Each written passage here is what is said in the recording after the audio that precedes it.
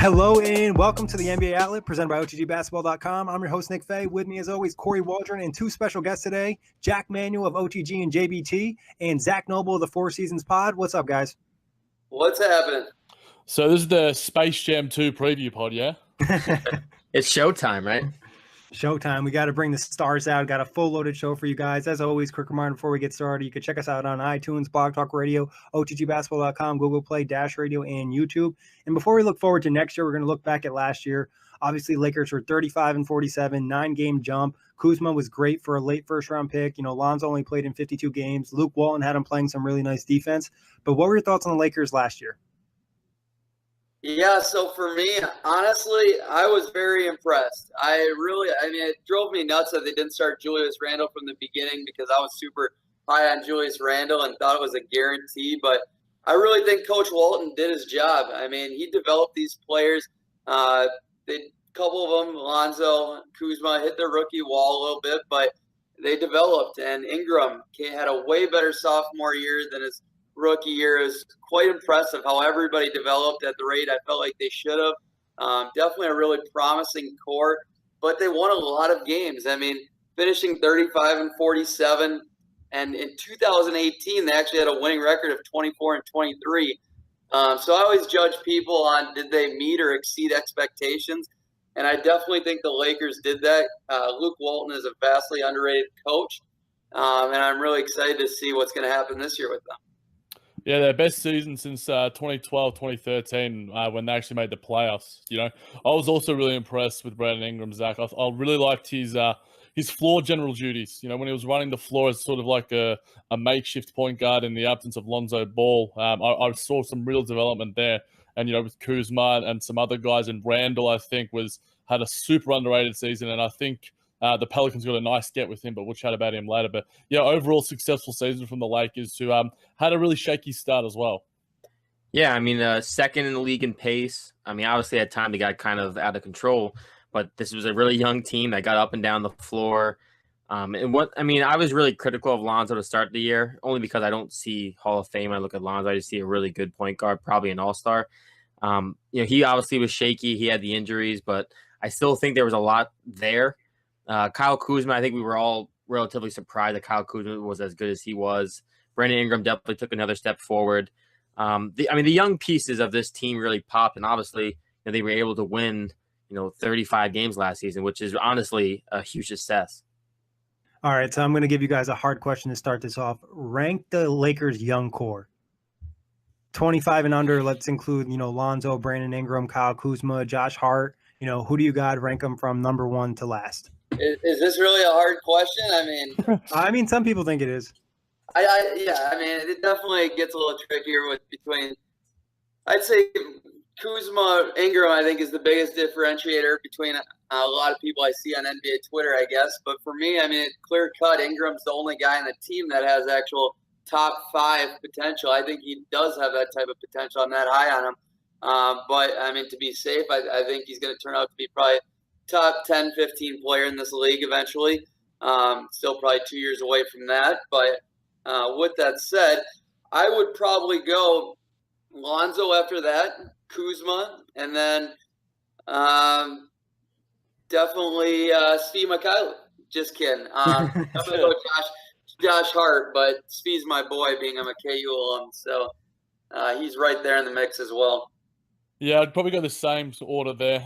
You could probably, by the end of the season, I think we could be changing Josh Hart and putting him up a bit higher in that list. I think playing alongside LeBron this season, he's going to have a real nice time. And, Summer League MVP doesn't really mean a lot, but he showed plenty of promise there. And I'm not as high on Ingram. I think he's still got a ways to go, but I think hopefully LeBron, like with so many of the other young guys, will bring out a lot in him. And I think Kuzma, we've seen almost the best of him in many ways. I'm not sure how high his ceiling is beyond what he's already got this season, but he'll naturally show some improvements going into his sophomore season. And I think Lonzo, despite all of the naysayers, as well as he's somewhere in the middle of what, the complete extreme on both sides. You know, a 10-7-7 season, a couple of triple doubles, you know, some nice defense, and you know his shooting form apparently is improving. So I think I'd go with the same order as Zach, but I think it could be you could easily shuffle that around throughout the season. I think we could see some movement there, so to speak. I'm with you. Outside of Ingram, I could definitely see Lonzo and Kuzma switching places through the next couple of years and where I'd have them finishing, definitely. So my list is slightly different. I have Ingram first, and then Josh Hart second, Lonzo third, and Kyle Kuzma fourth. The Heat. I mean, Josh Hart already is a tremendous defender, and just by what I saw in summer, I know it's summer league. It's a grain of salt, but he's also playing next to LeBron James, as you guys have alluded to. I think the guys around him and Ingram are going to get better. Lonzo's going to be healthy. I mean, I agree, Jack. I don't know how much higher Kyle Kuzma is going to go. It feels like this just might be who he is, a guy who comes off the bench and gives you, you know, between 16 and 20. And then obviously can get up and down the floor. I just think Josh Hart has that offensive potential, and we saw it in summer league, and I'm just expecting more of it. You didn't hear he wants to be on Mount Rushmore? Oh, does he? I remember. He came out and said he wants to be on Mount Rushmore. He wants to be an all-timer. We all have dreams. It'd have to be a Mount Rushmore out in like Australia or something, because he ain't going to be on that GOAT Rushmore for sure. But I'm going to steal some hosting duties, Nick. What do you think? We're all pretty high on Josh Hart, it seems. What is Josh Hart's ceiling? It seems like he has the most untapped potential, because we haven't seen it really at an NBA level against NBA level competition consistently yet. But what is this guy's ceiling? It's hard to predict for me. Yeah, and where would you rank him? Like, what would you have? Like, top 20 potential? Where how good do you think he can be? I would maybe top 50 at this stage. I think, because if you're looking at Robert Covington and like guys in that sort of range, I think that Josh Hart could fit in there nicely as sort of like a 3-and-D potential, probably like a real juiced up version of KCP. You know, one of the sort of better wing defenders, and maybe a guy who can play 1 through 4, possibly guard multiple positions. But for me, it's about that 3-point shot as well. So it's hard for me to project, because, you know, I didn't watch a heap of Lakers basketball last year. I did watch a heap of Summer League because it was only basketball that was on. But I'm interested to hear your guys' thoughts as well. Yeah, I'm pretty similar to you guys. I think like top 50, top 75. I don't think he'll ever be an all-star type player. That's just my opinion. I think he'll be, like you said, like one of those supercharged role guys. I think he's already 23, turning 24, so not going to see a ton of like physical growth or anything along those lines. It's mostly skill development. I think he has a nice body in terms of like playing defense and whatnot. He looked really confident in Summer League. That's one thing I think you can take away. You know, obviously the players are going up against, you know, take it with a grain of salt, but he looked very confident, and then playing with LeBron should help him. But I think top 50, top 75 would be best case scenario for him, in my opinion. What do you got, Kory? Yeah, you're the one that's got him number 2 on that list. Yeah. Well, I mean, like, I think Lonzo has borderline all-star potential. Like, I just don't see superstar. So Josh Hart, I think Josh Hart could be also an all-star. Wow. And I feel like he could be like a supercharged 6-man off the bench. A guy who comes off the bench but ends up closing games out because of his defense. So somewhere's like that. Wow, I love it. All right. We know who's riding that Josh Hart train. But highlight of last season for the Lakers. Ooh, the highlight for me would definitely be probably Lonzo shooting, improving towards the end of the year. That would be the one thing I would nail down. But honestly, the overall improvement of everybody, it just was there. I'm very excited to keep seeing this thing unravel. People overreacted. I mean, they're the Lakers, and Lonzo is a polarizing player. People overreacted so quickly on these players after 1 year. We got to give them some time to make their mark and develop. And LeVar got out of the shadow. That's another underlying storyline. Probably realized his 2 other sons have no shot, so he needs to shut the hell up. Yeah, for me, highlight, I've got 2. I really love their defense. You know, 12th in defensive rating. You know, outside of KCP and I guess to a lesser extent Josh Hart, they didn't have any real defensive stoppers. But I think Coach Walton was able to get a real collective buy-in, and for me, that was where they really exceeded expectations. And a late season highlight for me was Andre Ingram Cinderella story. As a fellow teacher who's had aspirations to ball in the past, that one really hit home for me. That was really cool. Yeah.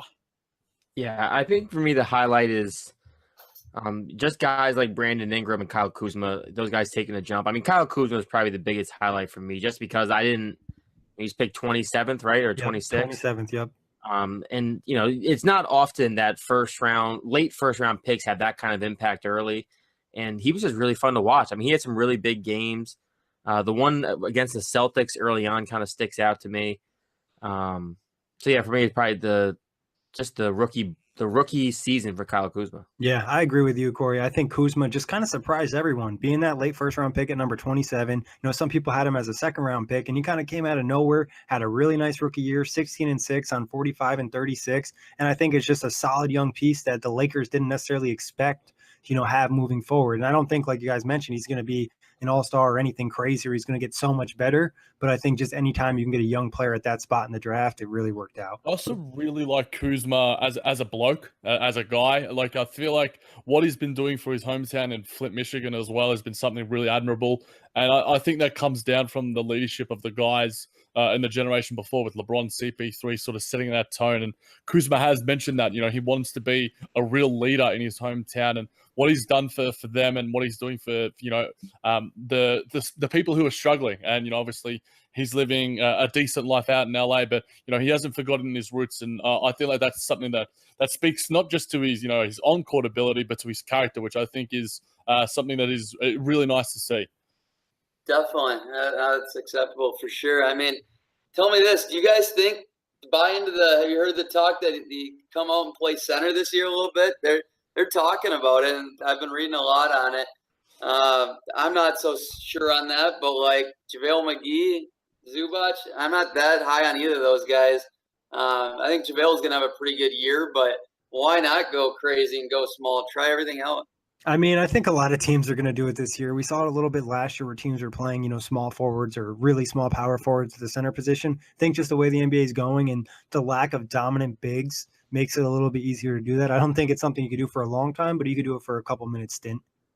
Yeah, I did an article for the NBA Analysis Network, shameless self-promotion, on LeBron James's upcoming season. And I sort of quoted, some of his time in Miami where Spo, mentioned some of his time at center and how he played there, and, how LeBron has the knowledge of all 5 positions and how to play them and such. And I mean, small ball is the way of the current NBA. I can certainly see it happening. He's the best center on the roster right now. He's probably the best at every position, but he is easily the best center on the roster. But I doubt that they're going to want to do that for extended stints, especially if what sort of offensive system is Walton going to be instill?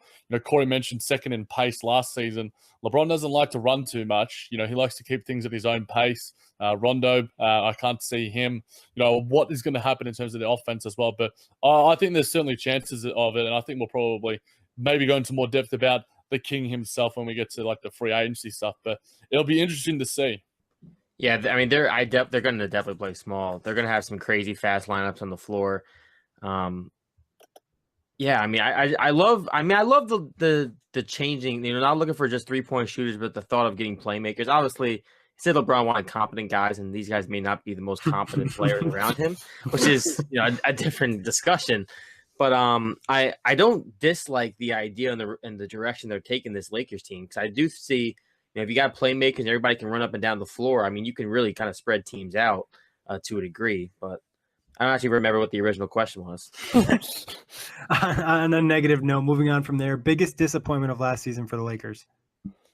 The biggest disappointment last year, I mean, can the summer be tied into it? Yeah. You technically can. Honestly, for me, the biggest thing that pops out right away is Julius Randle. Losing him, I just think he'd be a great fit on this team. I would love to see LeBron have a guy like that where he could throw it to him down low, and just running the court and what they could do together in the pick and roll. I just think it'd be awesome. Just the LeBron take an IT spot towards the end of the year. I'd love to see Randle on this team, honestly. But other than that, I mean, disappointments would probably be injuries for me. I mean, Lonzo missed a lot of games, and his knee is not looking the greatest this offseason from everything I'm reading and hearing. So I don't know if that's going to be an ongoing thing here going forward. I mean, I sure believe they treated him like a porcelain doll last year. Like he was their special toy that they didn't want to get any nick marks on. That's for sure. Yeah, for me, the first half of the season, we talked about how they had a nice strong finish, but they did start the season 11-27. So it was a poor start, but they did get back on track. And anything that mentioned LeVar Ball, it seems like we've forgotten him a little bit, thank God. But anything LeVar related, and I guess if you want to chuck in, Luol Deng, that whole situation was a little bit messy. Obviously, it's come to an end now. But yeah, there was a couple of things, but overall, it was probably more good than bad for the Lakers. For me, it's got to be Lonzo. Obviously, the knee injuries, and he had a shoulder injury too, right? At one point. Yeah. Yeah. Obviously, being banged up in your rookie season hurts because then you can't really get the full, development. He's still playing 52 games. The stat line between the points, rebounds, and assists look nice. Obviously, he just can't shoot. Obviously, the jump shot is being worked on, as you mentioned earlier, Jack. Charles Barkley works on his golf swing, and he still goes back to the old way. That's savage. That is savage. I love it. You got to translate it when it comes to money time. But I think just him overall. So I think even what we saw last year, at least to me, it just it strengthened my viewpoint that I just don't see superstar. I just see a very good playmaking point guard who can give you a little bit everywhere, but I just don't see some of the expectations that were around this kid heading into his rookie season. His passing is insane though. Like he's a phenomenal playmaker, phenomenal, absolutely, and defender. Yeah, and right, and an underrated defender. But I just don't see like a true offensive threat scoring wise. I just don't. Yeah, that's fair. I think he's a guy that'll benefit from putting on more size. He's really frail, and I think hitting the gym will definitely help him out. But I think that's a disappointment. In terms of shooting numbers weren't great, but the fact he only played 52 games, Brandon Ingram missed some time as well. But like Zach was mentioning, it felt like they didn't even really want Julius Randle. And why not just trade him? If you knew that, it just felt like they weren't going to re-sign him the whole entire season. So why not try to move him for a pick or something? I think anytime you do that and you just lose a good player for nothing, it just looks bad on you. Moving on to this year's rankings, though, Lakers are coming in at number 10 in the OTG Power Rankings. Is this fair, too high, too low? What are your thoughts? I'd say, if anything, it's too low. With LeBron, LeBron automatically makes you a top 5 team in my thoughts. With that said, could they finish 10 by the end of the year? Yeah, absolutely. So it's not that far-fetched. It all depends on how many games LeBron plays, how much he wants to win, and what the rest of the team does, because I'm not sold on all of that just yet. There's a lot of question marks here.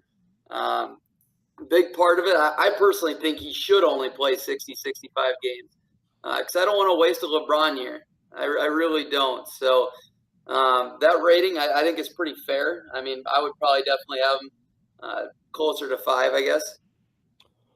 Yeah, I'd have them around that sort of 15 range. I think that they're a little bit high. The Timberwolves, the Bucks, the Spurs, the Nuggets. I think they're more around that range. The teams that they're above, those teams that they're above, I feel like could easily usurp them in the rankings. Right now or even going into next season. I think we probably all know that when it comes to LeBron teams, the team that's in the summer is never the team by come the end of June, July. There's obviously plenty of moves made at the deadline, but I think this is a little inflated, but our OTG writers love the purple and gold. Wait, what do they come in at? They're 10 or the 9? 10. Okay, 10. I think it's fair. Anytime you get LeBron James, you're going to win over 50 games. I think he's kind of proved that. Oh, actually, Kory, you're right. They are at number 9. That's my mistake. Again, they're not. I don't think they're that high. Like 10 wins.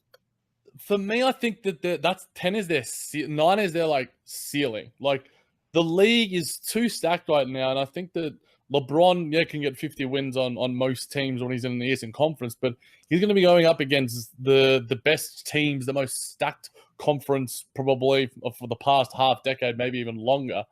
I think that when we get to their prediction portion of the episode, I think that's when we'll get into it a bit further. But I think 10 is a little bit high, and I was probably a little bit guilty of this, of buying into the LeBron Kool-Aid. But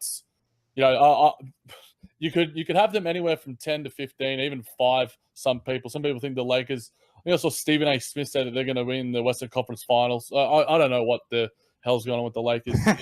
Anything related to LeBron gets ridiculous amount of hot takes, as we saw in our OTG hot take marathon as well. Guys, I just got my Kemba Walker Buzz City jersey. I mean, is that relevant here at all? I mean, could be. It could end up being a Lakers jersey. We don't know. But I think at number 9 coming in, I think it's what I would call is safe. Because, we had the luxury of viewing the rankings from all the writers and seeing certain guys put the Lakers as low as, out of the playoffs or as high as a top 5 team. I think right now going to the regular season, there is a lot of question marks. We'll talk about the new additions in a little bit. How are they going to fit? Are the young guys going to work well with LeBron? I think at number 9 is safe. But I think there is potential to move up some spots. And we're talking playoff time. I think this will be a team that's regarded as one of probably top 7, top 5 team just because of LeBron. But I think regular season wise, I think there obviously is concern with the roster and how many games LeBron's going to play going in the West and whatnot. And because they're 9th in the power rankings, they still come out at like the 6th seed in the West, which isn't terribly unrealistic because of, like you guys have mentioned, the other teams that are in the Western Conference. Exactly. Because I think Western Conference-wise, you're looking at it, it's like, LeBron, we all know, doesn't really care about having a really nice regular season, getting all the wins. Kind of like Zach alluded to, he wants to kind of reserve himself for the postseason when it matters. And he's obviously probably going to have his biggest challenge yet going through the West. So it'll be fun to watch. But on to this year's additions. We'll start with the draft. Mo Wagner, 25th overall, highly skilled player, can hit the 3 ball. He's limited athletically, but there is some potential there. What are your thoughts on drafting Wagner? So I like that pick a lot. I think he could honestly finish in the top 15 of this draft, maybe even top 10. I'm that high on him, but it's going to take time. And are the Lakers going to give him the time to develop? I mean, he's pretty down on the depth chart. Maybe they realize they need to play him much sooner because JaVale's not doing his role. Zubac isn't developing the way he wants. Kuzma can't play as big. So we'll see it, but I think he's a little soft, so that's going to take time. And I mean, he's got the confidence personality-wise, but his game doesn't necessarily match that yet. So with that, I mean, I'm worried about him because I don't know if it's the best fit for him, especially with LeBron coming in and the urgency to win is going to be much sooner, and he's a guy that needs to develop. Yeah, I think we've got like a Kevin Love light version in the form of Wagner. Really great 3-point shooter, decent handle. He's got great passion, great attitude as well. Moving to Michigan, he was a real sort of spark for them in their NCAA run. Look at me talking college hoops. But yeah, who are you? No. on the back of that, he does athletically. There is a ways to go there. His defensive capabilities, there is a way to go there.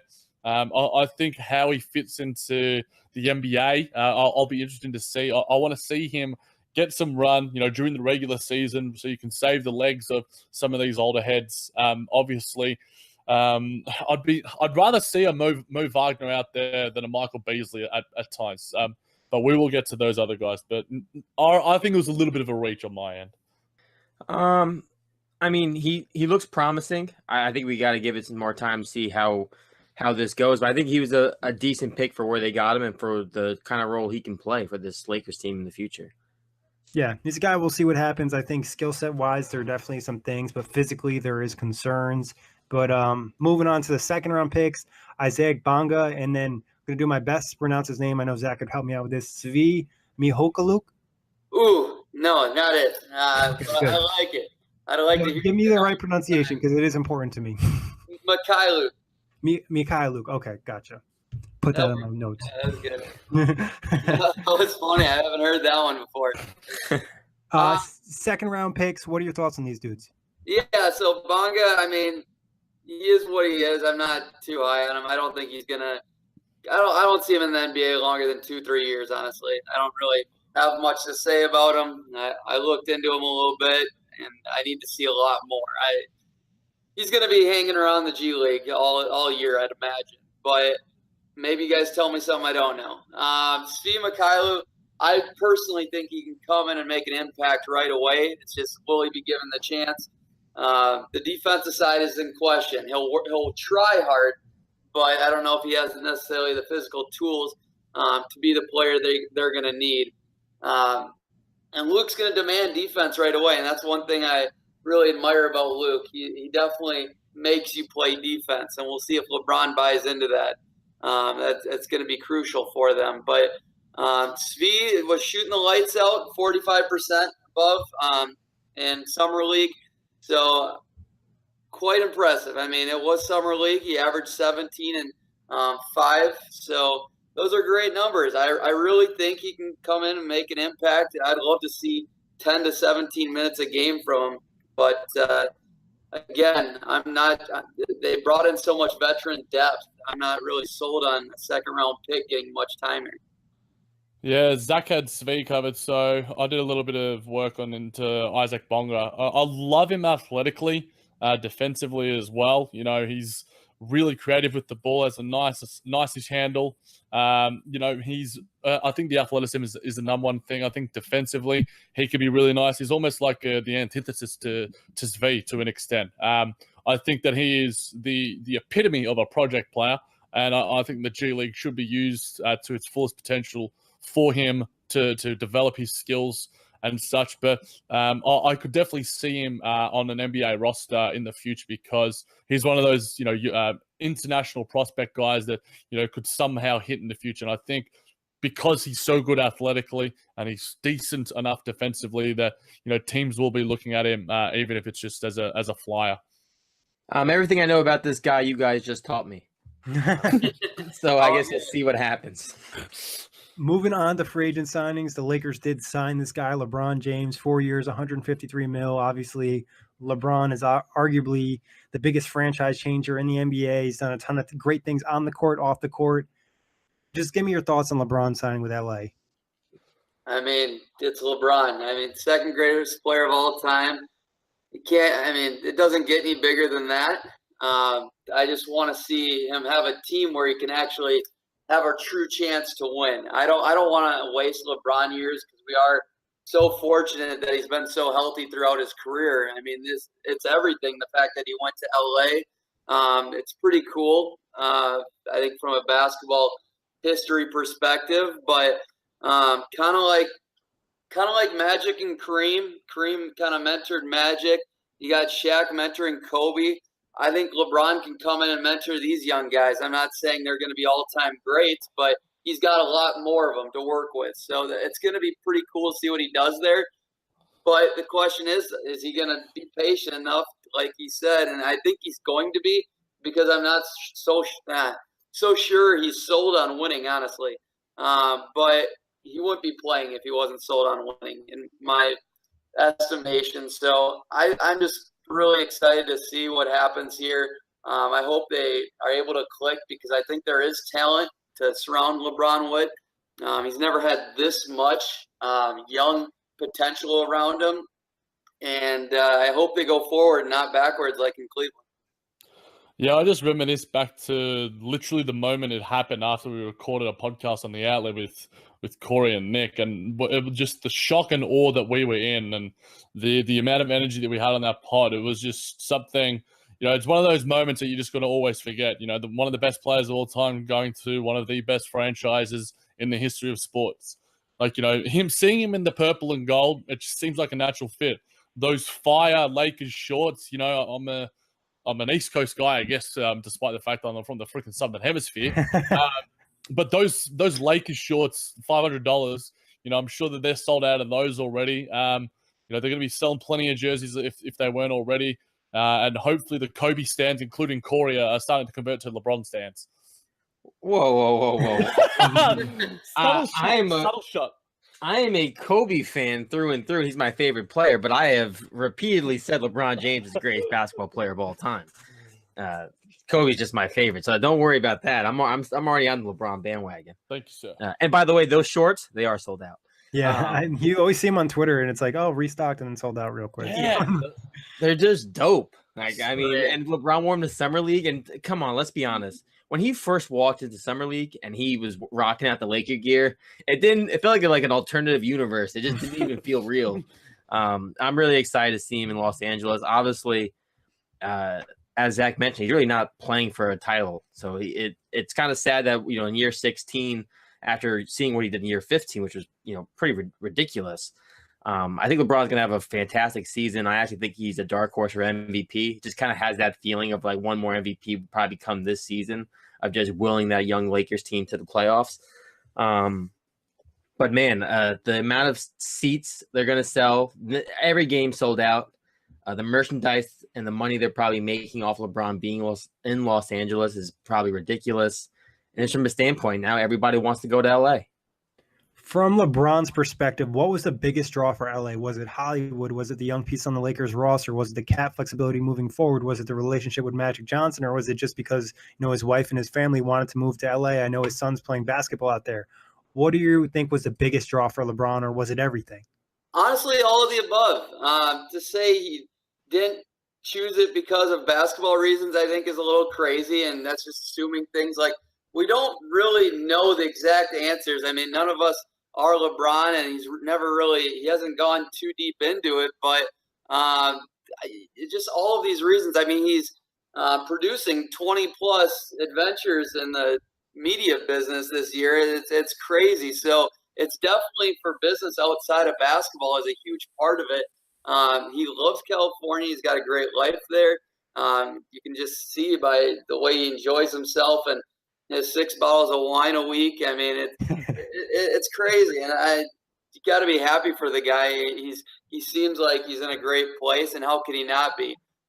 He definitely is a very grateful person. But the note I want to make is the fact that maybe he's had a tough time adapting to this younger generation like Kyrie and Jimmy Butler. There's an underlying factor that the Lakers were not on Jimmy Butler's list today. I mean, that's crazy to me that he won't want to play with LeBron versus this nobody team in LA right now.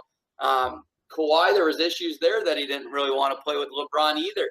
Plenty of reports of that. I mean, there's something going on, and LeBron might understand. Like, LeBron's much older than these guys, and maybe doesn't really relate to him. He's a different generation. It's had a tough time. So maybe by going to LA, the fact that he knows Magic and Rob Pelinka can definitely help recruit, maybe that's part of the reason that he feels like, from a basketball perspective, he needs that help recruiting, because that's what the NBA has come to now. You got to form a team, especially at the stage of career LeBron's at. It's a really good point. Yeah, I think with LeBron though, I don't necessarily think it's. I think that it's more on those other players than LeBron. I think that the generation underneath him, Jimmy Butler's only 4 years younger than him, 5 years younger than him. Kawhi 6 or 7. I think it's more on them and their priorities. Kyrie Irving as well. I think that they're sort of seeing the mold that LeBron set back with Miami when he made the decision, which was, infamous in more ways than one. I think that they sort of saw that, and that sort of set the blueprint for them to sort of set their own destiny outside of just going, okay, well, I just want to join a super team. Let's win championships. They want to create their own narrative, their own legacy, their own career legacy in a way. And I think LeBron's sort of doing that with LA now. I think Bill Simmons has described it many times. He predicted it very early. It's sort of like the chapters that LeBron has had in his career. For sure. This Lakers chapter is going to be hilarious. And looking up some numbers in terms of like the economics surrounding it. Lakers season tickets was already going to be huge. They were $3,500 before LeBron signing. They went up to $5,800 20 minutes after the announcement of his signing. It's ridiculous what LeBron brings to a town, even one as lustrous as LA. But even with that, Jack, tell me this: will your opinion change if they don't start winning right away, and LeBron starts demanding they start making all these irrational trades and whatever? I mean, it's different from a legacy perspective, but the Lakers, they were definitely in talks about trades, especially for Kawhi and whatnot. So I don't know. What if they go out and want to sign all these other guys next free agency and have to get rid of some people? I think that would definitely change a mindset. Yeah, I think with LeBron hasn't signed a long-term deal for a very long time. And this 4-year deal with the Lakers gives them some leverage, gives them sort of some leeway to go, okay, well, like you were sort of saying, Zach, we've sort of alluded to, we don't want this to be a feel-out year for LeBron, but as its current iteration, this Lakers roster isn't contending for a championship. When LeBron mentioned championship contending teams. He didn't even mention his own team. He mentioned OKC, he mentioned the Raptors, mentioned all these other teams. So I think, I sort of alluded to it earlier that February, the trade deadline, LeBron James teams are always heavily active then. We saw that with the Cavs last year. I think that's likely to happen again. And I think that Magic Johnson isn't going to make the same mistakes as Mitch Kupchak made in these irrational decisions. I think NBA front offices are getting smarter and a little more savvy. Kevin Durant rumor has become the new hot topic outside of Jimmy Butler. Jimmy Butler sort of overtaking the news, but that was sort of making the rounds. Maybe that's a reality. Who knows what could happen there? I think that this free agency class is pretty stacked. And I think that LeBron James could still see, a new top free agent head his way, whether it's midseason, whether it's next season. Kawhi Leonard, who knows? But I think that they're giving themselves a few aces up their sleeves rather than putting all their eggs in one basket. Couple of nice little analogies there. Self-pat on the back. Kory, what do you think? What do you think was the biggest draw for LeBron? Was it, the Lakers, the cap flexibility, Hollywood? What do you think? For me, I think primarily it was life after basketball. He's got the TV show coming out now, the one with the first head coach woman or whatever. He's got obviously he's got the shop now on HBO. He's Space Jam 2. Yeah, I was gonna say Space Jam 2, right? That's in the works for the last 5 years, I guess. Or they've got 200 shows in the works. Yeah, and then his son now is out in California playing. His wife wanted to be there, and then part 2 is, all right, I'm going to go to the Lakers. I'm still going to get all my milestones, all my accolades when my career ends. They're all going to be taken care of no matter what. I'm going to get all those stats. And then you think, well, I might not contend this year, but now I'm in a supercharged market. I'm adding to the supercharged market. And we can bring in contenders, not necessarily even trade anyone. I don't think this team's going to make any big-time trades. Maybe Contavious Caldwell-Pope, Lance Stevenson, Michael Beasley. Maybe those guys get traded. I don't see them trading any of these young guys for an expiring contract. I just don't. Might as well wait until the offseason. I think if they had gotten Kawhi Leonard, it might be slightly different. But I think basketball, his career took kind of the back seat, but he knew that even still in the next, 4-year deal, which is why he signed a 4-year deal, that this team at some point, if everything goes right, will be contending for a title, even if he can't do it his first or second year. Yeah, I think that's a great point. I think there is the flexibility moving forward with the cap and then just a lower being in LA, and pretty much what you guys said. It's a combination of everything and just really worked out well for the Lakers. And also was the limited amount of opportunities in free agency. I think there weren't a ton of great situations where he could go to. And I think we would all agree that Cleveland was pretty much maxed out and they really didn't have many options to get better. But talking about who else the Lakers added, Rajon Rondo, 1 year, $9 million, proven vet, playmaker, coach on the floor, shooting is but when he plays in the postseason, he's a different player. What are your thoughts on bringing Rondo on that 1-year deal? Love it. I think he's the perfect mentor for Lonzo. Definitely needs to get that dog in him. I mean, you got to be a fighter, especially in that beast of a Western Conference. And Rondo's going to show him tough love, and you got to develop that, especially when you're going to be playing with LeBron. So you're not only going to get that at your position, you're going to be getting it from LeBron as well. And I think LeBron needs another guy he can rely on to when he's going to exhaust his energy, I guess, when it comes to personalities. I think Luke can do a good job of moderating these personalities and whatnot, because as these players develop, I mean, they're going to develop their own stronger personalities, as we all have found out with Kyrie and Jimmy Butler, and as times go. So I think it's definitely going to help develop that foundation early in their careers. Yeah, as Zach alluded to, the sort of mentoring presence that Rondo will have, I think it was underrated what he did in Chicago. He was a really good teammate there. Obviously the Jimmy Butler relationship there was a bit soured as well. But a recent quote that I saw on Twitter that Rajon Rondo said on the Lakers' young core, he said that my expectations are really high for the young guys. Myself, LeBron, Lance, Mike, we're all going to be vets that's trying to instill greatness in these young guys. We're going to, pardon my French, push the shit out of them. So obviously he's wanting to bring that. And I think his playoff presence, like you alluded to, Nick, playoff Rondo, whether it's a real thing or not, whether it's an enigma, whatever we want to see, he averaged his highest assists per game in the postseason in his entire career this season for the Pelicans, 12.2 assists. insane. I think that the Pelicans' loss will be the Lakers' gain. I think he's going to give them a lot.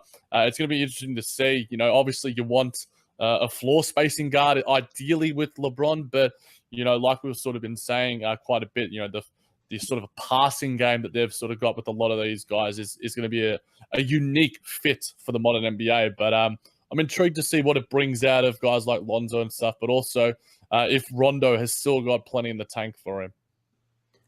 I love the Rondo signing. From a veteran standpoint, from the fact that he is still, as we saw in the playoffs for the Pelicans, when he is locked in and engaged, he's one of the smartest guys in this league. And I think him and LeBron, this team is just going to be really smart. Those two guys are really high basketball IQ guys, and you can't take that for granted. And I think, like you guys mentioned too, it's a great guy to kind of tutor Lonzo Ball. It's a guy who their games are rather similar. Not great jump shot shooter, at least for Lonzo, not yet. Obviously, in college he was decent, but he just hasn't translated yet. He had the injuries, whatever the case. But both those, Rondo has been very effective for many years by just getting to the hoop and setting up others and rebounding. And Lonzo, he can kind of see a lot of himself in Rondo. Maybe not, obviously height. But I love the Rondo signing, and it's another playmaker. As long as it doesn't become kind of like how he was in Dallas, I think this is a really good signing. Yeah, it's easy to forget about that part of Rondo's career. But, I think the fact it's a 1 year, $9 million expiring deal too is nice because it's not a long-term commitment. It's a tradable contract and whatnot. But then also they added 3 Musketeers. You got JaVale McGee, 1 year, 2.3 mil.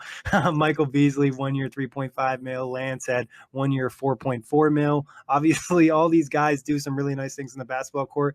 They are known for other things like Shaq and the Fool. But how do you think McGee, Beasley, and Stevenson are going to fit with this LA team?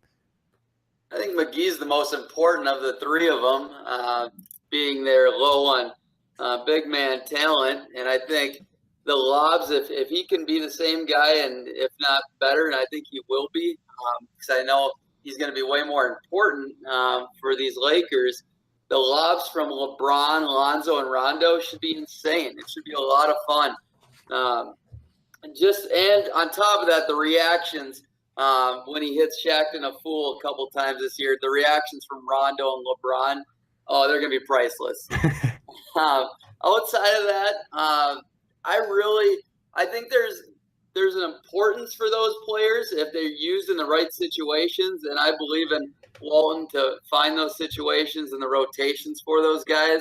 But I'm way more concerned about how he's going to play the young guys and tie in. I personally am almost more intrigued with speed and Mo Wagner a little bit than like Beasley and Lance Stevenson. I think the minutes is going to be interesting to see how they play out. Yeah, if Lance Stevenson steals Josh Hart's minutes, I'm not even a Lakers fan, but I'd be pissed. Right. Josh Hart is already a more capable player in terms of right now. Now, Stevenson has shown plenty, his Indiana career. Kory knows that more than any. But he is a bad three-point shooter. He has this reputation as being some sort of a pesky defender. But I did a piece quite a while ago for OTGBasketball.com about worst new fits, and I detailed, how much better defensively on the floor lots of teams were with Stevenson when he wasn't out there. So for me, I think the defensive lackingness of a guy like Stevenson and Rondo to a lesser extent, I guess, hopefully, and Beasley, obviously, but if they stunt the growth rather than what Rondo was saying in terms of increase their potential, increase their development, then, if I was a Lakers fan, I would certainly be concerned. But if they're used sparingly, but at the same time, most of these guys, other than Rondo, are on 1 year contracts. So they're going to be wanting to prove something so they can get another decent payday when that salary cap spikes. And we've seen that number is increasing as well. So also, the fact that Lance got near the mid-level exception, I don't know many other teams that were going to give him that. I'm pretty sure he could have been gotten on, somewhere near the minimum, maybe a little bit more. But LeBron, I guess, wanted him. I don't know how much I buy into that, but it'll be interesting to see, how it all fits, like Zach was alluding to as well. Yeah, they paid these guys a hefty amount, that's for sure. But yeah, every young team needs some energy players, so hopefully they can add that spark at times. True. Yeah, so the JaVale McGee signing, I'm okay with. They needed a center, obviously, badly. I mean, him playing the thought of him playing like over 20 minutes a game is extremely frightening. But he played decent last year for the Warriors, and obviously there's plenty of videos of him making threes in the gym. So maybe he's going to have a bigger role in that area. I doubt it, but it seems like everyone's got that workout video out there. So he was okay. Beasley, I think he's just going to be a stretch four off the bench at times for some offense. I actually think he's probably the most likely guy to be traded at some point. And then there's my guy Lance. I'm actually, when I looked up his stats, I was laughing because he shot 28% from three, and I swear to God, that is the highest 28% I've ever seen in my life. Like, it felt like whenever he took one, it was going in. That's the stupidest logic behind Lance Stevenson. It's like Marcus Smart. I mean, he was always like celebrating his 3-point shots, so it felt like he was making so many more. But he's a playmaker, and I think the Stevenson signing, I don't think he's going to play a ton of minutes either. I think he probably will only play between 15 and 20, if that. But he can also play some point guard, shooting guard, small forward. I know the Pacers were going to start him at point guard before last season. Then they signed Darren Collison. So I think Stevenson also, though, is for those antics that have bothered LeBron in the past. That's why he's on this team. When you go against the Warriors and you have to go against a guy like Draymond, Lance Stevenson is just the nagging guy who goes after Curry and Clay. And yeah, he's a nagging defender, a pest, whatever the case. And he's not a great defender, but he's still annoying and he still bothers you. Obviously, he drew a tech on LeBron last year in the playoffs. I know it was a major flop, but it's just the fact that he can do those little things that just annoy you as a competitor. And he's been the only player in the last several years, and at least in my eyes, that has really got under LeBron's skin. Like LeBron, every time he played Stevenson, looked like he was annoyed. Kawhi Leonard, probably. Well, yeah. From a talent standpoint, but I mean just like being a nuisance. Okay, yeah, gotcha. Especially last year, it felt like he did. It just felt like, Lance is just annoying. I mean, eventually you always get annoyed by somebody. They constantly bother you. But do you pay someone who annoys you $4.5 million, Nick? No, they don't. And actually, if you want to go back to one of the previous outlets, I think Kory and I had a little discussion about that. I wouldn't have paid Lance. I would have sat on it. And like you said, Jack, I think you get him close to the veteran minimum because it's yet to be proved that he can do anything in anywhere but Indiana. The only time he's had success has been with the Pacers. When he was in Charlotte, not very good at all. And I think reports came out later on that the Hornets were trying to trade him back to the Pacers a month after the season started. So I think Lance is definitely something. I feel like LeBron is going to have to almost take him under his wing and keep an eye on him and keep him controlled because, like Kory's mentioned, he's had flashes of being good. And that 3-point shot thing, like I remember watching Lance and I've seen him knock down a couple in a row, but then I've also seen him take shots like he's Steph Curry and miss like 4 or 5 in a game. So I think yeah, exactly. A funny stat about Lance last season was when he made his first shot of the game, he shot like 46% from the field and had like, 12 points per game or whatever. And when he missed his first shot, he shot 32% for that game.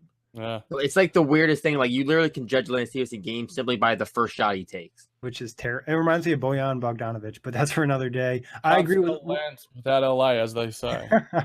I'm excited to see what McGee can do because he's been a guy that's impressed me with the Warriors the last few seasons. I think he had a really big impact in the finals, and that kind of caught LeBron's attention, especially some of the blocks he had on him. So I think he could be a guy to keep an eye on. But moving on to departures, long list here. We got Julius Randle, Isaiah Thomas, Brook Lopez, Channing Frye, Andre Ingram, Thomas Bryant, Tyler Ennis, and Luol Deng. Out of these guys, who do you think they should have kept? Honestly, there's only really 2 options here in my thoughts, and that's Julius Randle, number 1. I mean, you could have basically kept him for Rondo. You could exchange him and Rondo, and the prices match up, which is crazy, the deal New Orleans got on him.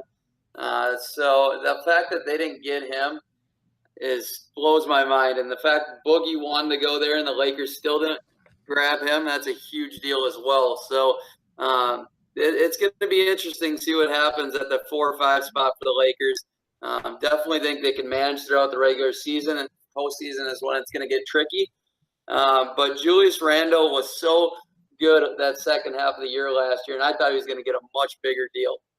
As for IT, I think he definitely would be useful here. I think he definitely would be probably, a great 6th man for him. I mean, probably has a good chance to be better than Lonzo next year. But obviously you don't. The Lakers' future is Lonzo. So he'd be that 6-man spark plug, arguably like a Michael Beasley comparison, but way better and way higher potential. So I was surprised they didn't go after him. I think LeBron really likes Rondo and what he can bring to the table, and they like Josh Hart to play a lot of the one as well. So it makes sense why they didn't go after him. But Julius Randle is the biggest head scratcher to me.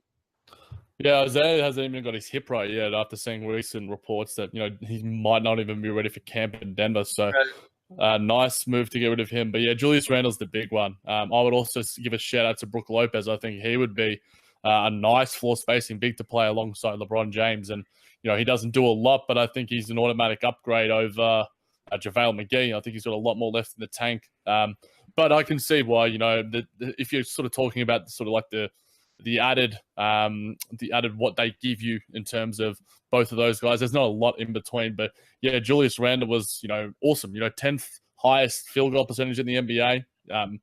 He was awesome after the All-Star break when sort of he had that big sort of one-on-one chat with Luke Walton.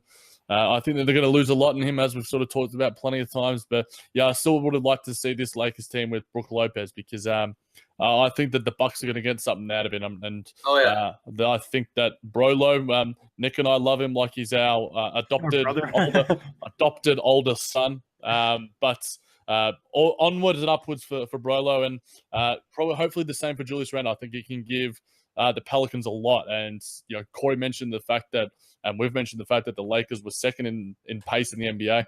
Pelicans were first, and I think Julius Randle fits that mold perfectly. And it might not be a hot take, but he could fit in better than Boogie did in terms of alongside Davis and Mirotic. So definitely a couple of big losses there.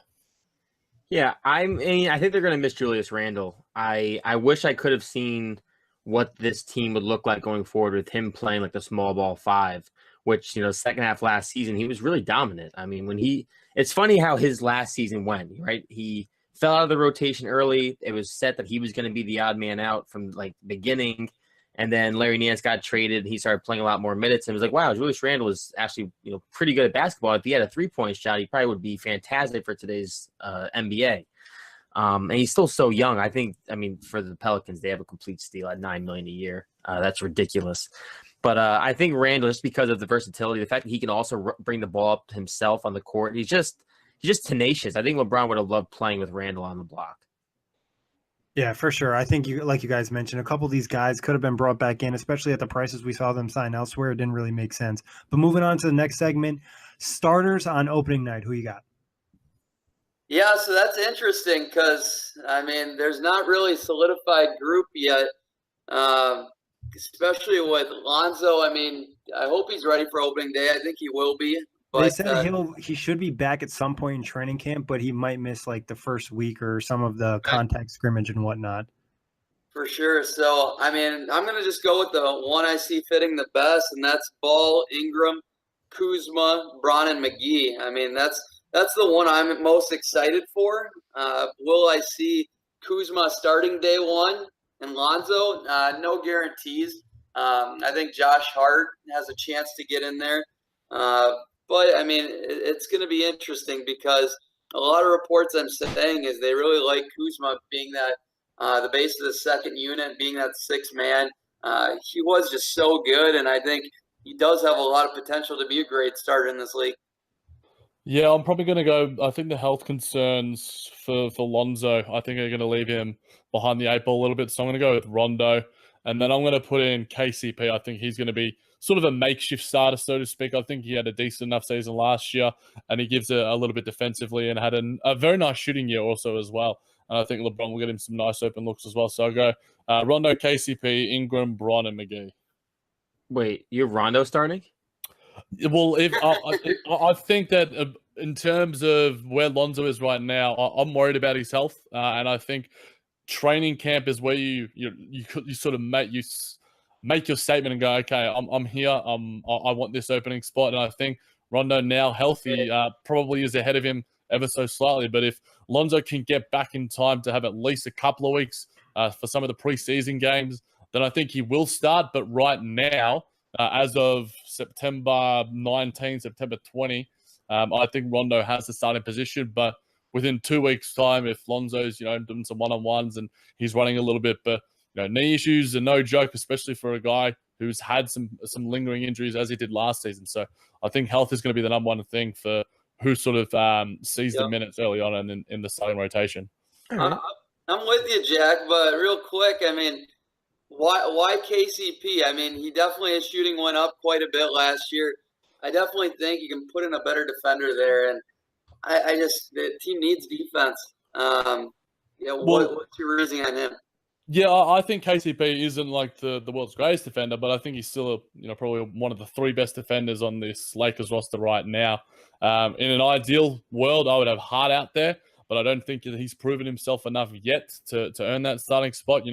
Some MVP doesn't get it for you, but I think KCP gives you more than what Kyle Kuzma does on defense. I think Kuzma gives you a lot offensively, and I think that could be nice in terms of having some nice sort of wing versatility there. But I think KCP has done enough, and I think he's sort of like, a poor man's version of Avery Bradley. He's in that sort of similar sort of mold that he can sort of do some things, and I think Bradley's stock has sort of plummeted, whereas KCP's has at least sort of leveled out and remained consistent. I think, being a Clutch Sports client, he's got that relationship with LeBron.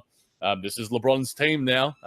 So I think that he's got, it's not necessarily sewn up, other than Ingram and LeBron and I guess McGee. It's funny to say that, but yeah, it's true. I mean, I guess, Zubac isn't going to be starting anytime soon. So I think that front court is all but solidified, but the back court, there will be plenty of fights for positions and minutes. I like the fit of KCP next to LeBron too, in the sense that KCP doesn't really need the ball. Like, he'll just be happy, I think, sitting in the corner shooting threes or on the wing and whatnot. Where Josh Hart, you could probably take advantage of his skill set a little bit more with the second unit, giving him the ball a little bit more, especially what we saw in summer league, like we said, with a grain of salt. But I think that's something that even Magic Johnson, I heard mentioned as a position battle going to training camp, would be the 2 spot with Josh Hart fighting for a job. But Kory, who you got on opening night? For me, I mean, I think Lonzo starts. If he's healthy. Obviously, if he's not healthy, Rondo starts. But if everyone's healthy, I think it's Lonzo. I lean towards Josh Hart at the 2, Brandon Ingram at the 3, and then LeBron at the 4, and McGee at the 5.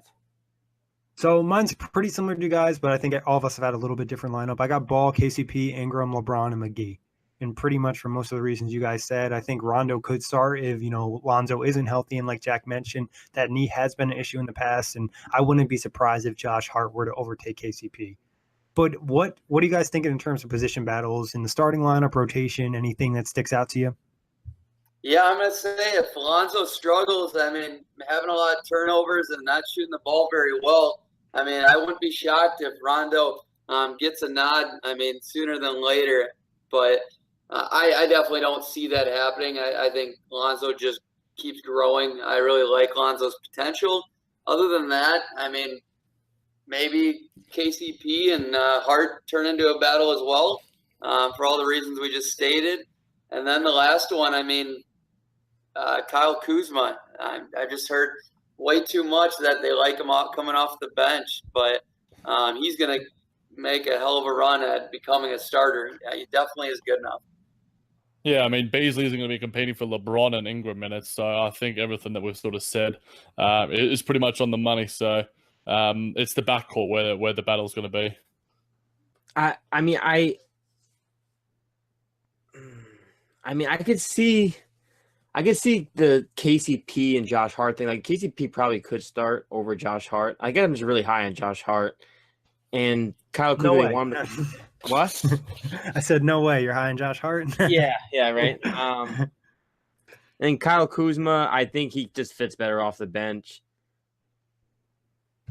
Gotcha. I don't know. That's all I got. Well, why do you think Kuzma fits better off the bench?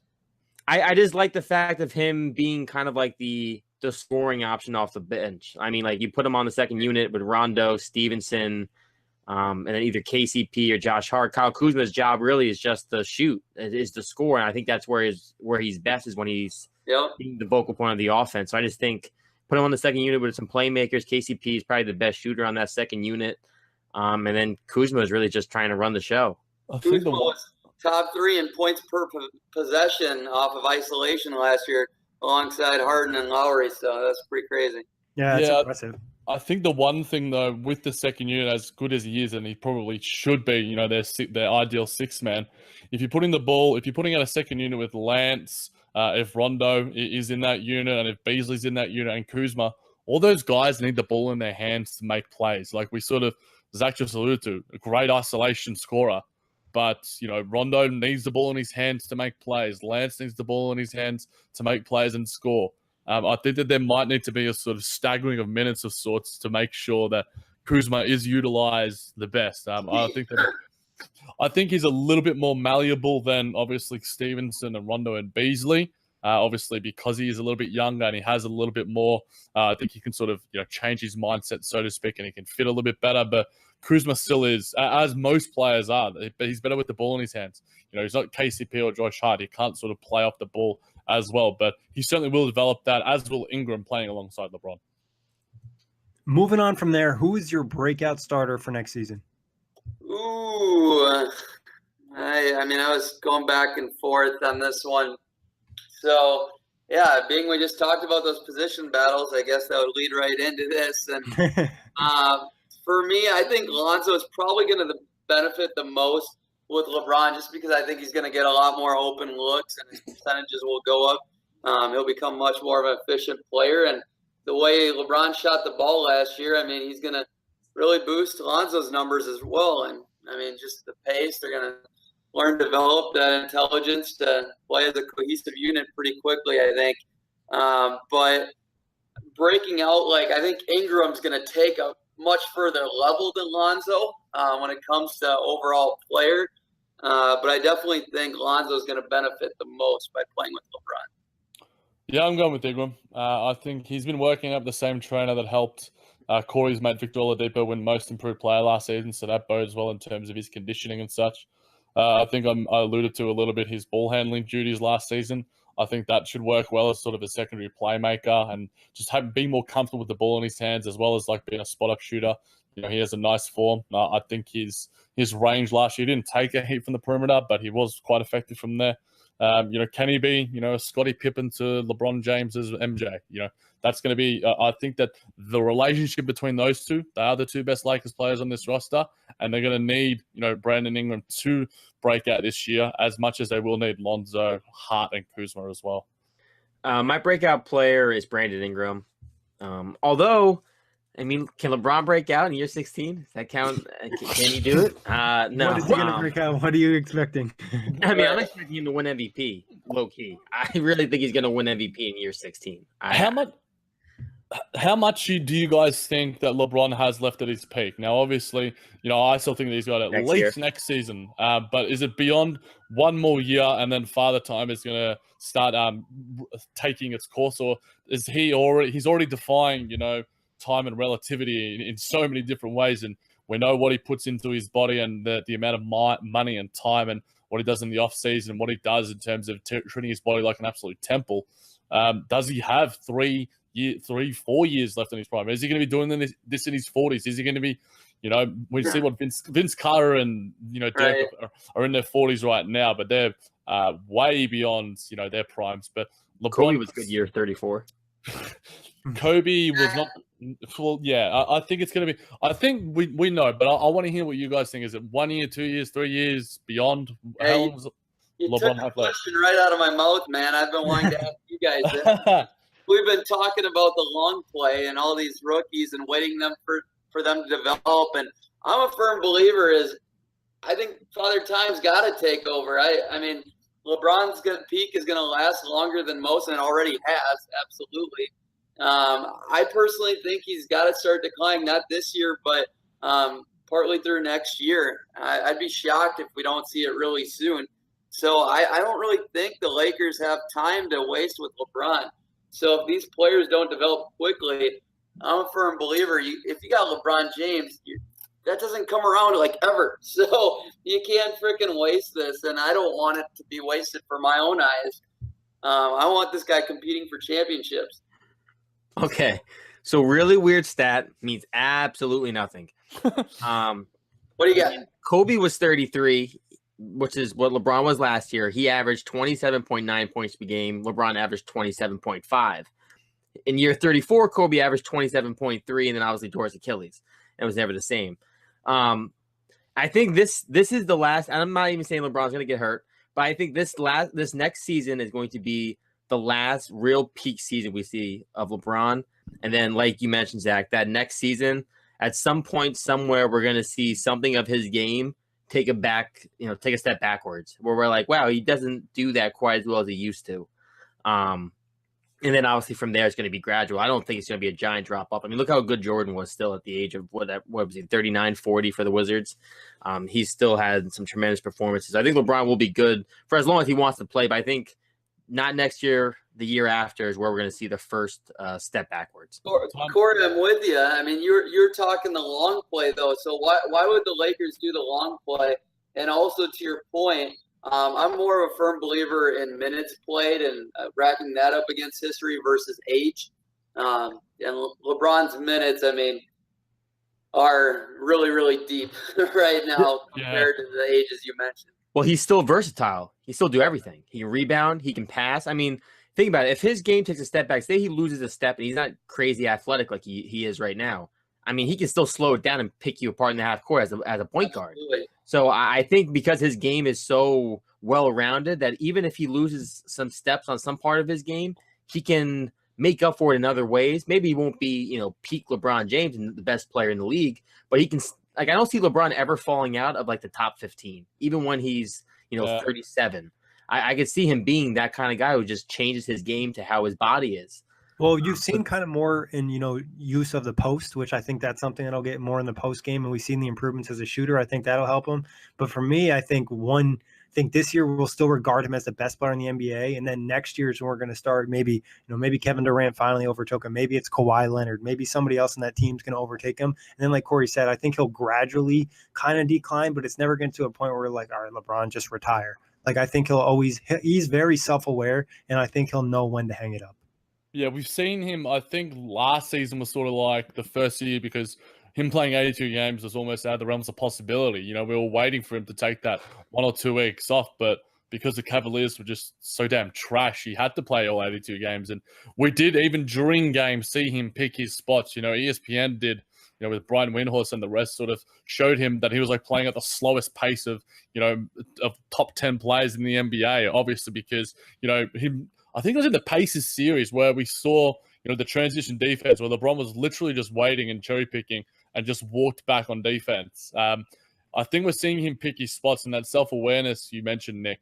I'm probably going to go 2 seasons just because I believe in what LeBron has, done so far. And I think next season, I think Zach mentioned, I'd rather see 60 to 65 games of LeBron next season so we can see another 60 to 65 games of LeBron in 2019-20 and the elite MVP level, if not near that. So it's going to be a fascinating sort of these 4 years. What are the Lakers going to do around him, and what is LeBron going to do himself? Plenty of questions left unanswered. Tell me this, if the players around him are better, I personally think his peak will last longer. So if Agreed. Yes. Quicker, I definitely think his peak can last about 3 years. I think this year and next year, I mean, if these guys are coherent around him and they play LeBron the right amount of minutes and games, I think his peak could last a couple more years. Yeah, I think the players around him will definitely impact him and allow him to maybe take games off or take off quarters or blowouts. So obviously always help. But real quick, who's a breakout bench player for you guys? Actually, I forgot to give my breakout starter. It's Brandon Ingram, by the way. But breakout bench player for you guys. Love it. Breakout bench player. I'm going to go – this is tough just because I'm not sure how many minutes. I know Josh Hart's probably going to be the popular play here. Kuzma, if he is the bench player. I mean, it all depends. But – I'm going to go Svi Mykhailiuk. I think he's going to break out as in actually contribute to team success. I think this team's going to realize they're going to need more shooting. I just don't think that bench has enough shooting, and what better than develop it from within? And he definitely showed a lot of flashes in Summer League, that's for sure. Yeah, I'm going for Josh Hart, all the reasons that we've already mentioned. I'm going with Kyle Kuzma. As I mentioned before, I think because of the fact that the other guys on this bench aren't necessarily takeover scorers, and as Zach alluded to, he was one of the best isolation players last season. So I expect Kyle Kuzma to kind of take on that role of 6-man. And I mean, even if he's coming off the bench, I think Kuzma's going to play a lot of minutes with like the starting unit just because of the versatility that he can give as playing a power forward. Because I think LeBron's going to play some time at the center, obviously. I think Kuzma is the breakout bench player. I'm going to agree with Jack. I'm going to go with Josh Hart for literally the couple minutes that we gave him on the show already. But season predictions, best case scenario for the Lakers if everything works out right. Best case scenario. So if LeBron plays at least 65 games, this is the record I'm going with. I'm going to go 47-35, and that would put them at the 5th seed. I definitely think they could probably win 48-49. I don't want to go above that, honestly. The only way I see him crack 50 is if Brandon Ingram turns into that all-star LeBron thinks he is, which is crazy to me that he thinks he could be an all-star this year. I think that's just talking up other things and trying to make people feel comfortable in this decision as a basketball decision.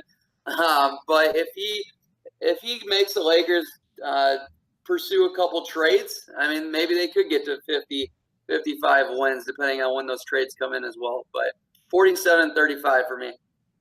Yeah, I think a best case is 51 wins and maybe a 3rd seed. If they all things go well and they don't have to face the Warriors and the Players, they might sneak into the conference finals. I think that would be all things going well. Injuries, they might add something to their roster, or they might trade out some of the roster clogging guys. But I think no higher than an early 50s win mark and a 3rd seed and an early sort of playoff run would be my best case scenario. My best case scenario would be 51 wins. And obviously this team is a lot better. It's not just LeBron carrying the weight. The young guys pick it up. And then it'd probably be a 2nd round exit. They beat some team in the 1st round, probably late, another 6-7 game thriller. LeBron is, clearly elevated his game to 0 dark 30 levels. And then they get bounced in the 2nd round by a team that's better. Yeah, best case for me, 52 wins or, 4 seed. Maybe they could sneak into the Western Conference Finals if everything went perfectly for them. And I think a lot of the young guys take a jump. And like Kory said, it's kind of making the load easier for LeBron. But worst case scenario, everything goes bad. Hey, real quick. So you said Western Conference Finals is their ceiling. I agree to that. They're definitely I have them as the 3rd best team overall in the East, the West because of LeBron. They're definitely one of the only 3 conference finals contenders in my estimation, but I definitely, my prediction is a 2nd round exit as of right now. Do you guys all think that they can make the Western Conference Finals, or what do you guys think? I think they can. I think, obviously some things have to go right. Everything's a little bit of luck in the playoffs, who's banged up at this time. But I think with the talent they have, and we know LeBron, I think Western Conference Finals is definitely a possibility. I would never really doubt him at this point, especially with the Cavs roster we saw last year. Yeah, with LeBron, anything is possible. But I think there are 3 better teams in the West right now than them in the Jazz, the Rockets, and the Thunder. But they're in that conversation, so I think that they're certainly within a chance. But I wouldn't put it anything greater than a 40-50% chance. Yeah, I'd probably hover around 40. I think this Lakers team is probably so much between the 3 and 7 seed range. It's just so tight. And it's going to be a big thing about matchups too, like how far they can progress. Yep. If they get like a crappy matchup and they got to play against the Jazz or one of those really scrappy teams that's really good defensively, I think they're going to struggle.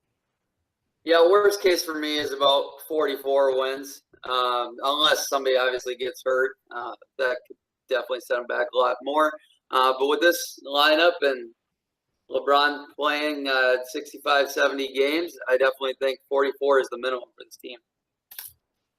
My bad. 46 was my worst case scenario, and they might miss the playoffs. My fault. Worst case, mid-40s, and they missed the playoffs, which I think would be a bit of a disaster if you have LeBron James on your team. Yeah, I think worst case is probably like 42 to 44 wins. They missed the playoffs, and their locker room is just wild. LeVar's, spitting out crazy comments. LeBron's like, LeBron is like, why did I just sign here? What did I do to myself? And then obviously we got the Rondo, we got McGee, we got Stevenson, we got Beasley, all with exciting quotes. So I think that's a worst case scenario. Actual prediction, though. Oh, sorry. My actual prediction was the best case. That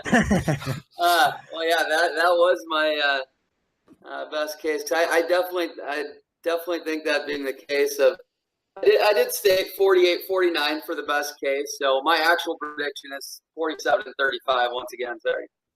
Yeah, I'm going basically what Zach said. I think that they're probably around the 5 to 7 range, 5 maybe being the high. I think that they sneak into the playoffs, and that's not, that's no small achievement, especially in the Western Conference. I think that there are plenty of questions around them, and there are a few OTG riders who think that they're not going to make the playoffs. But I think that when you have LeBron James on your team, if you don't make the playoffs, it's an abject failure. Yeah. The Las Vegas over-under for the Lakers is 48.5 wins. I'm going over. I'm going to say they get 49 wins. They don't get 50. And they finish somewhere between the 4 and 7 seed. And if I had to guess right now, I'd say they probably somehow slip in and get the 4th seed. So I'm pretty much same exact amount of wins as Kory, 49 wins. I think they're more the 5 and 6 seed. I mean, they could easily go up 1 or 2 or down 2 or whatever, because we all know the West is pretty wild. And I think they'll probably get knocked out in the second round unless they were to make some type of trade and add another star. And before we get into the truth, that's actually a question I was meaning to ask before. Out of all the All-Stars you think may be available this season, who is most likely to end up in a Laker uniform? Trade-wise. I think the guy's jersey I'm wearing, Buzz City, Kemba Walker. That's just kind of random, and I think there is a chance though he would be on the market, and I definitely think he'd be a good fit there if Lonzo didn't pan out. But I definitely see Lonzo being the guy there. I really think this is the year the Portland Trailblazers honestly blow up. They're my team that I have missing the West, which is crazy to think. I just don't like the fit of Dame and CJ. I never have. They're too small and not good enough at defense, side by side. And so with that, I mean, Damian Lillard probably be one of my top candidates to be there. I just don't see Kawhi Leonard not working out this year. And it sounds like the Lakers or the Wolves aren't going to be interested in Jimmy Butler. So I'm going to go with Damian Lillard, honestly. Yeah, I really like the Dame pick. I don't think anyone, to be honest, but I think if we're going with someone, I would go with Kawhi just because of, the Laker. He's wanting to go to LA. I think Ramona Shelburne put out a piece earlier, and basically it was the Lakers or the Clippers. And I think had the Clippers, whenever the people players pick the Clippers, like Jimmy Butler has apparently on his list, it bewilders me. But that will disappoint plenty of Clippers fans. But also, I think that there are very, very minor rumblings about Anthony Davis starting to trickle out, and I don't think it goes. But if the Pelicans call up and they say, give us Ingram, give us Kuzma, give us Ball, give us a first rounder, and we'll give you this transcendent all-time big man, then the Lakers might find it hard to say no. And I think Anthony Davis, who could be next in line to take the throne from LeBron James as the game's best player, I think that there's, albeit a minor chance, but Anthony Davis in a Lakers uniform, don't rule it out. Ooh, this year already. That's crazy talk. I don't think it's going to happen. I think it's more likely to be because I think the Pelicans are going to want to offer him that supermax deal, and I think it's very no player from my knowledge has ever knocked back the supermax deal when it's been put on the table. Kawhi wasn't offered the supermax, despite I think some reports. Russell Westbrook, John Wall, both offered the supermax, both took it. So I think that that he's unlikely to, but I'm gonna put it out there, as LeVar would say, speak it into existence. Celtics fans would go nuts. They would lose their minds. Yeah, they would. I say the Wizards fall apart and Bradley Beal gets traded. No, that was just something I was thinking about. Oh, JBT Nick. Another one that could happen. I'm trying to think of some team, because I think if any trade happens to the Lakers, there's got to be a team that we're not suspecting, like some superstar aside from Jimmy Butler and Kawhi. Has some kind of rift within the locker room, and he's like, all right, I got to get out of here. Maybe it's Kemba, maybe it's Bradley Beal. Who knows? Maybe Paul George, halfway through the season, is like, all right, even with Melo gone, Westbrook will not give me the basketball. Like, I got to get out of here. I don't know. I think there's a couple teams. I don't see Jimmy Butler going there, and I don't see Kawhi. And Lillard, like, that'd be interesting, but who are you trading for Lillard? It's got to be Lonzo, right? Yeah, so I honestly love the trade for both teams, honestly, right now. Kuzma, Alonzo, and maybe throw in Hart, but I think Kuzma and Lonzo gets it done for me in Portland. I love the fit with Lonzo next to CJ and bringing Kuzma. I think that would be a match made in heaven for both teams. I can see For it. sure. I think Lonzo and Kuzma staying together would be nice. Can't split that social media combo. Moving on from there, an important question, as you all know, what is the emoji that represents the Lakers for you? So for the Timberwolves, I said slap to the forehead, shrug. This one, I'm probably just going to go with the big eyes, just lit up. You got LeBron, just the really, really big eyes. And the fact that this team is going to be playing pretty fast and a lot of lobs. And I'm excited to see what happens. So the big eye emoji. I'm going with the flashing camera. There's going to be a lot of photos taken of this team this season as the Showtime Lakers are reborn with the king himself. I'm glad you guys didn't pick my emoji. Yeah, it's a hard. I felt like I was going to overlap with someone.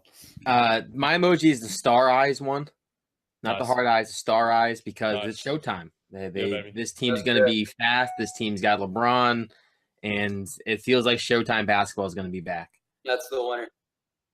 Mine's similar to Kory's. I have the crown, obviously King James times the star. So, Showtime with LeBron. So Showtime Lakers / LeBron.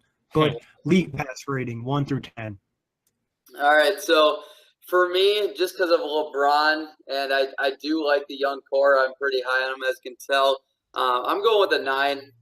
Definitely don't think the play style is going to be incredibly pretty, but it's LeBron. And I don't think outside of those Heat years, I don't think the play style of those Cavs team was that great. I'm going to go for the public 8.5. Yeah, I'm going with 9 as well. I doubt the Lakers will even be on League Pass this year.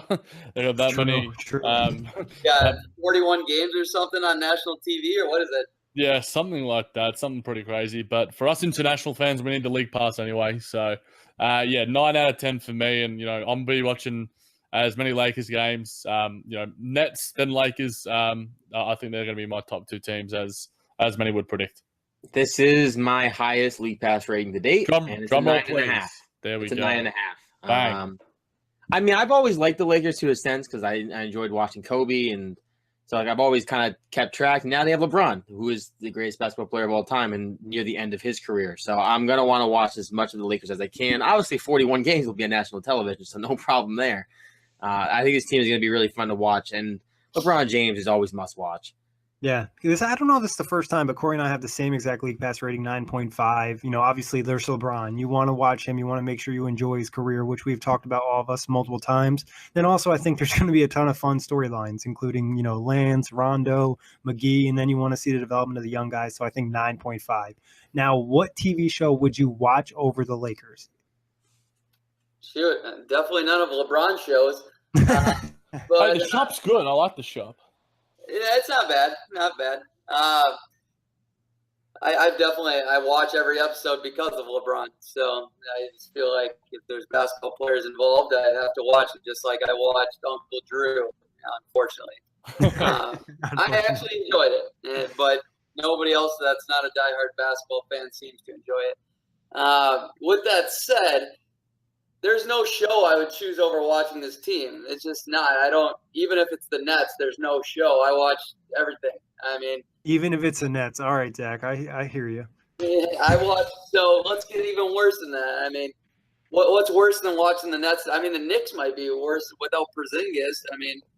We got the Kings. We got the Magic. I love the Hawks. Don't get me going. The Hawks. The Hawks. There you go. But Trae Young chucking 35-footers. The only show I'll mention right now is Ozarks. That's my jam right now. Ozarks and Power. One of my favorite shows right now, and one of my favorite shows of all time, is BoJack Horseman. New season just came out too, right? Yes, been watching that very fervently. It's also relevant because it's also in Los Angeles, so I think it's a bit of a relevant pick. And unless they're putting out a new season of BoJack, but then you can always binge that bad boy. But BoJack, one of the best shows in Netflix history. So there's only there's only 3 shows I watch live weekly. It's Game of Thrones, Ballers, and The Walking Dead.